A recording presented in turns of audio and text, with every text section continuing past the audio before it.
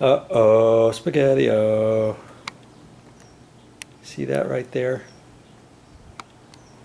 That's a loose bit of carpet. Carpet strand right there.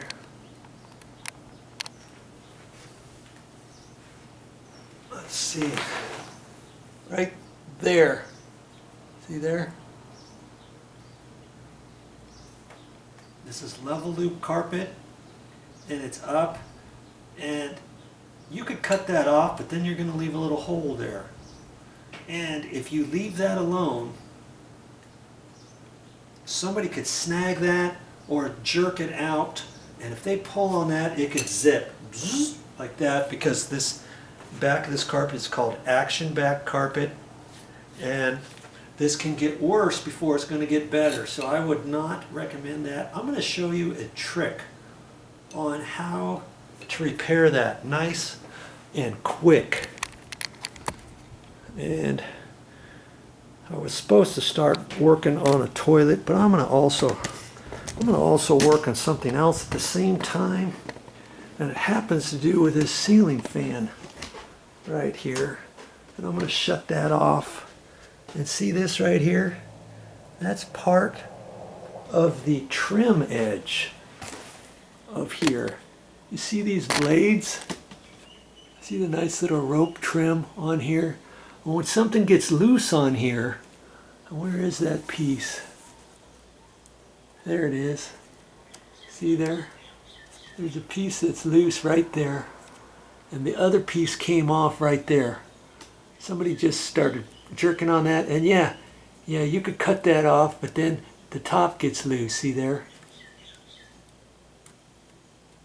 Because it's attached to there, and you cut that off, and the next piece is going to get loose, and pretty soon you're going to have a piece missing here, you're going to have another piece hanging off somewhere else, another piece missing and missing. Well, I'm going to show you how to fix that here coming up too. What I have to do with that blade is I've got to take it down. And I'm gonna take that down and put it on the floor, and I'm gonna fix the carpet at the same time. Stick around, I'll show you how. I promised you I would show you how to repair this carpet. See that little bit right there? Voila. I'm gonna take some super glue. It's super glue gel. That's what it is.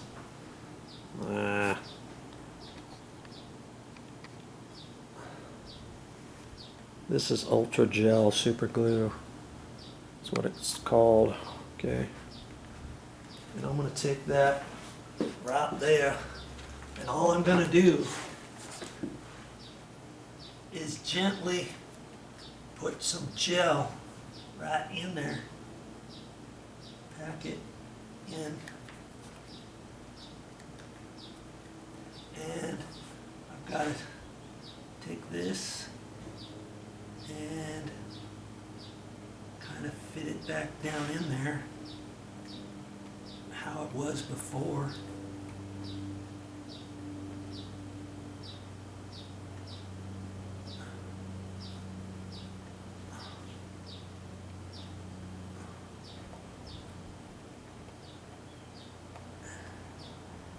And the gel will dry pretty quick.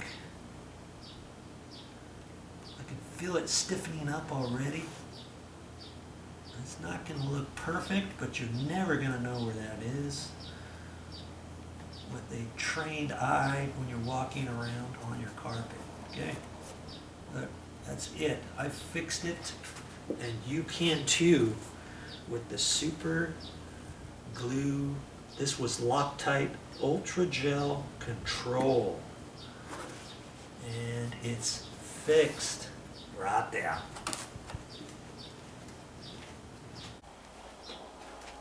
Well, I'm just getting done with the rest of this repair, and it turned out really nice.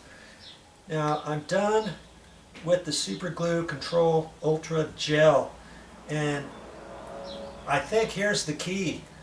If you get a container like this, put the cap back on and keep it stored in the upright position Try not to get it laying down or upside down, because everything's going to flow up this way. It's going to clog up your nozzle, and it might dry from here all the way down. So I'm hoping, storing it like this, maybe just the small tip is clogged, or hopefully it can be pushed down, or if you have a needle or something, after a couple minutes you can clean out the tip as it's drying, let's say, and then next time you need it, your tip's going to still be very small. Worst case scenario, you have to cut just the very end of the tip off to get it free flowing again. Okay? And I don't think I have a needle with me. I mean, I do have my scratch awl. I guess I could try to do that, but it's too big. It's really too big for that. Okay. I need a needle or a very small safety pin, something like that, to clean that down. But I'm going to store it in the upright position. And this one, granted, this one was really old, and I think at the end I stored it sideways or upside down or something.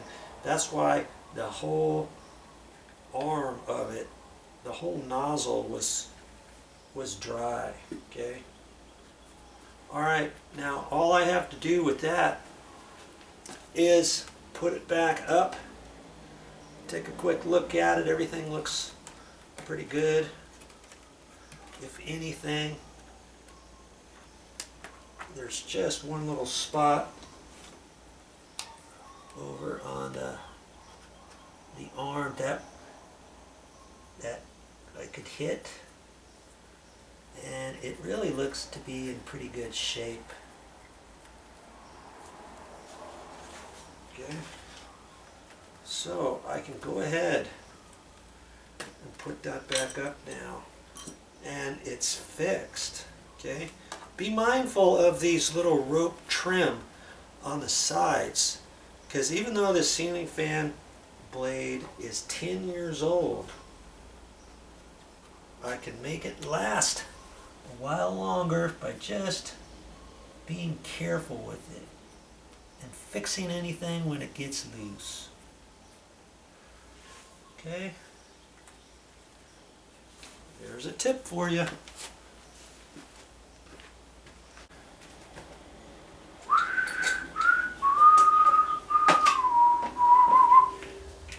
I put the screw in first, and then I can hold the whole thing upside down and line her up. And it seems to be a little bit easier than trying to hold it and do it any other way.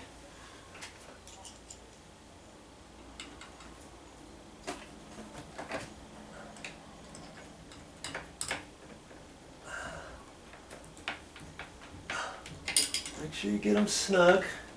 And since I'm up here, I'm going to go ahead and check the other ones. I've got a little bit of a turn in a couple blades already. You leave it too long, and when these screws start getting loose, it starts flapping this up and down, and then your ceiling fan will start wobbling, and your blade could fall down. I've actually seen one of these blades fall before, and I couldn't find both screws, not on this ceiling fan, but one kind of like this. Doesn't take much, you know. I just did a little bit of maintenance on that, nice and easy to do. Let's get this turned back on.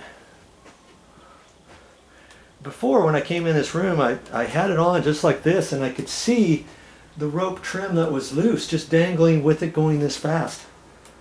Now, there's nothing there, because it's fixed.